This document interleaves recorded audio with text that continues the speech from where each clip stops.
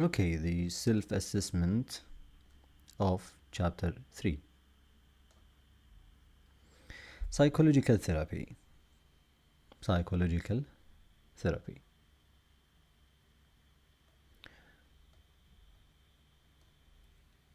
A 49-year-old man has been struggling to move on with his life after his son died in a car accident 6 months ago.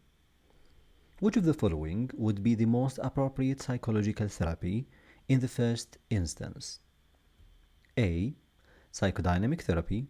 B. Cognitive behavioral therapy. C. Person-centered counseling. D. Exposure and response prevention. E. Mindfulness-based cognitive therapy. This man is suffering from a prolonged grief reaction. In the first instance, it would be helpful to refer him to bereavement counseling, which most commonly takes the form of person-centered counseling. So that's the answer, person-centered counseling. We're not talking about therapy in a sense of therapy, you know? That's it. Next question. A 35-year-old man is undergoing psychodynamic psychotherapy, and a letter from his therapist describes his transference. Which of the following is the most accurate description of transference? Is it the level of trust in the patient-therapist relationship? Good eye contact throughout sessions? Patient response toward the therapist based on previous relationships? The level of empathy in the patient-therapist relationship? Or therapist attitude toward the patient based on previous relationships?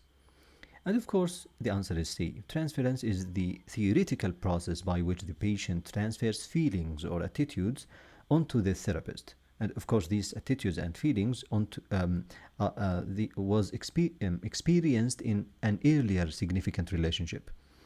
And the patient transfers these feelings and attitudes onto the therapist. So this is the answer, C. E. A 25-year-old male student has a history of depression and has been referred for cognitive behavioral therapy. He reports that my life is over because I failed my final exams. Which of the following most accurately describes this cognitive distortion? Is it emotional reasoning, fortune telling, personalization, labeling, or magnification? And of course, this is magnification. You know, it's obvious. So, question number 4. A 57-year-old teacher attends her general practitioner requesting a referral for interpersonal therapy after reading about it in a magazine. In which of the following conditions has interpersonal therapy proven to be of benefit? Alzheimer's disease, moderate depression, generalized anxiety disorder, paranoid schizophrenia, panic disorder. And the answer is moderate depression, mild to moderate depression. This is about interpersonal therapy. Okay, let's go to the extended questions, extended masked questions. So here we have some modalities of individual psychotherapy, and we match the most appropriate modality of psychotherapy from the list. The list include these kinds of therapy. We have psychoanalysis, cognitive behavioral therapy, mentalization-based therapy, psychodynamic psychotherapy, dialectical behavioral therapy, exposure and response prevention, eye movement desensitization and reprocessing, cognitive analytic therapy, systematic desensitization, mindfulness-based cognitive therapy, and interpersonal therapy. So for the examples below, select one of the most appropriate modality of psychological therapy from the list above. Again, these are psychoanalysis, CBT, mentalization, and blah, blah, blah. Okay. The first case. A 28-year-old man has a diagnosis of emotionally unstable personality disorder.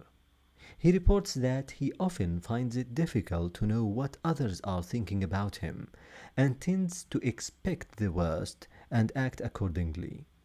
He sometimes has difficulty knowing what he is thinking and feeling. So the answer is obvious here. We are talking about specific kind of treatment about, to know what you are thinking about and what others are thinking about. It is about mentalization, which is the process by which we implicitly and explicitly interpret our and others' actions as meaningful on the basis of intentional mental states. So, mentalization based therapy is the treatment that intended to improve the capacity to mentalize, which is often a specific difficulty in those with borderline personality disorder, for example. This is thought to improve emotional regulation and interpersonal relationships. He may also find useful, for example, the dialectical behavioral therapy. It is useful for them also, which incorporate also mentalization training within it. But specifically for this question, because the problem here is with what others are thinking and difficulty knowing what he is thinking about. So the answer is C here, which is mentalization based therapy, focusing on that. The second case, a 57-year-old lady has a depressive disorder of moderate severity. She attributes her symptoms to the fact that her father has been taken into a nursing home. Her daughter has left home to attend university, and she was recently made redundant from her job in the bank. So in this case, we are talking about multiple, situations, I would say, about a personal, social problem or personal problems. So interpersonal problem or interpersonal therapy is the answer, because interpersonal therapy is based on the assumptions that problems with interpersonal relationships and social functioning contribute significantly to mental illnesses. And we have main areas of focus, as we said before. It's about role dispute, role transitions, interpersonal deficits, and grief, and so on.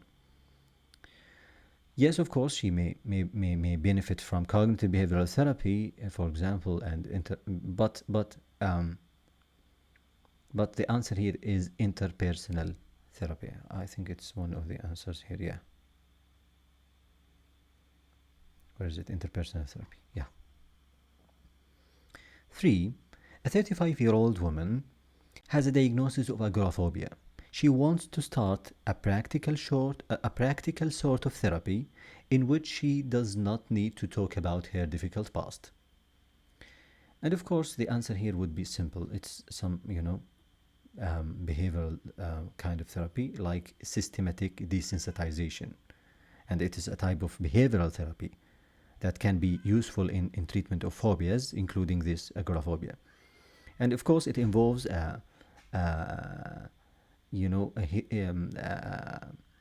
exposure in a hierarchical way to the phobic stimulation. That's it.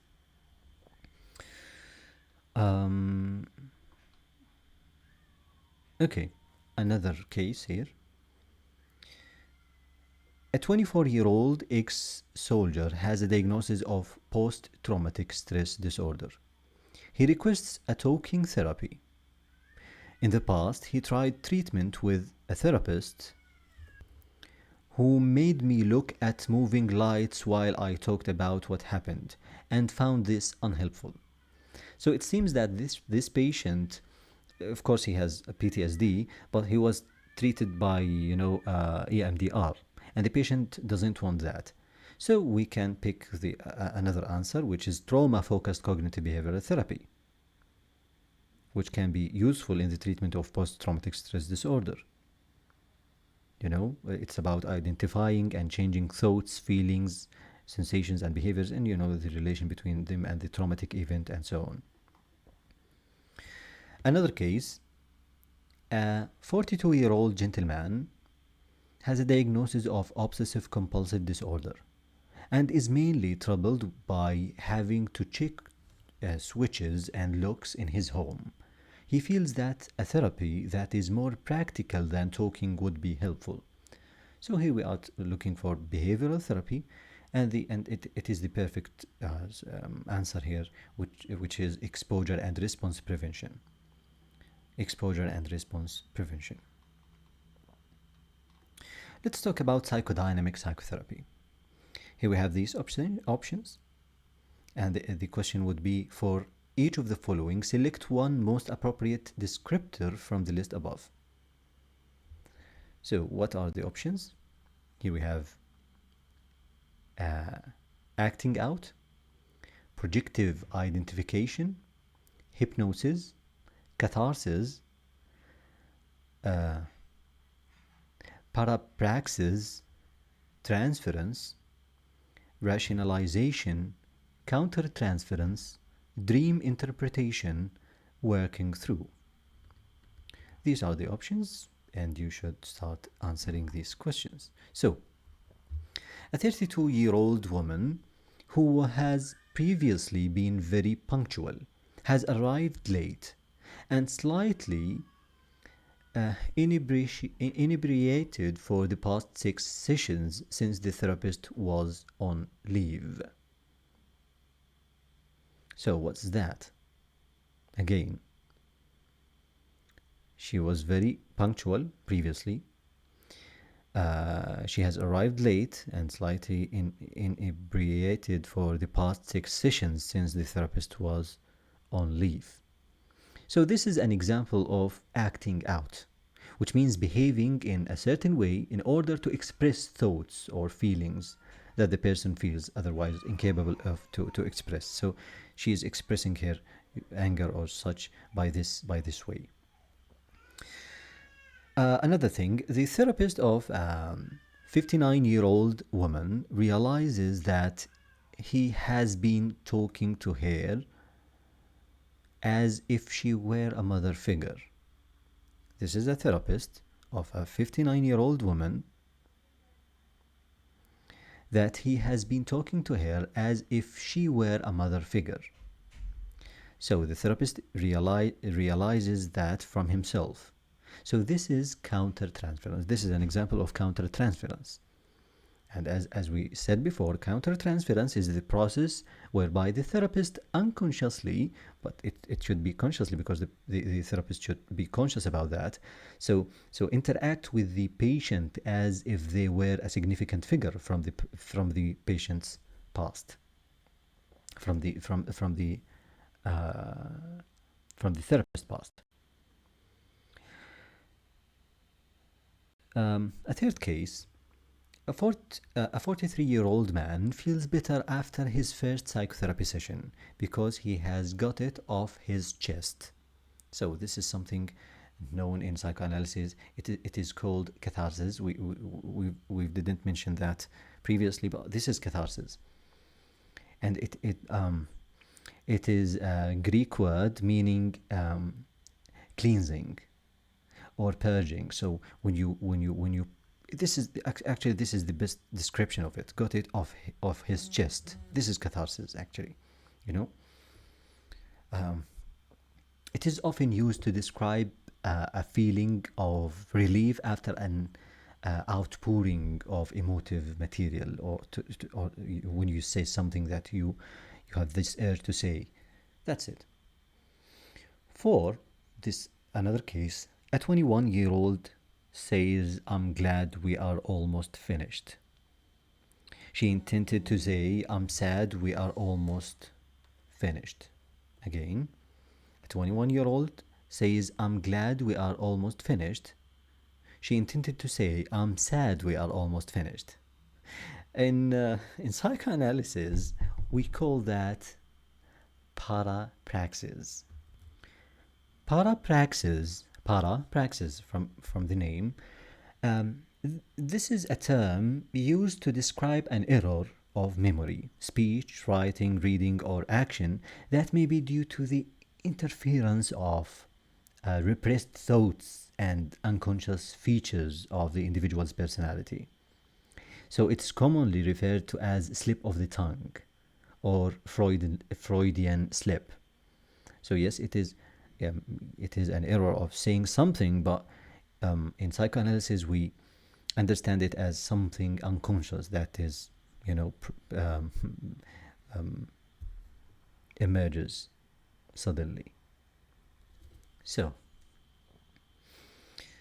the fifth case, a 29-year-old man has been avoiding his psychotherapist for the past few weeks, following what he considered to be a clash of personalities. He decided to return and is keen to uncover his unconscious reasons behind this. This is important, and this is what we call, I think it's one of the options, yes, working through. Working through. Working through describes the concept of working over one's emotional difficulties from the past. And in psychotherapy, it usually follows an impasse, which can be thought of as a therapeutic statement. So, stalemate. So that's important. You know, when you work something through in psychoanalysis, if there's something stuck there and you just, you know, want to uncover this and, you know, to discover what unconscious processes are there and to resolve them.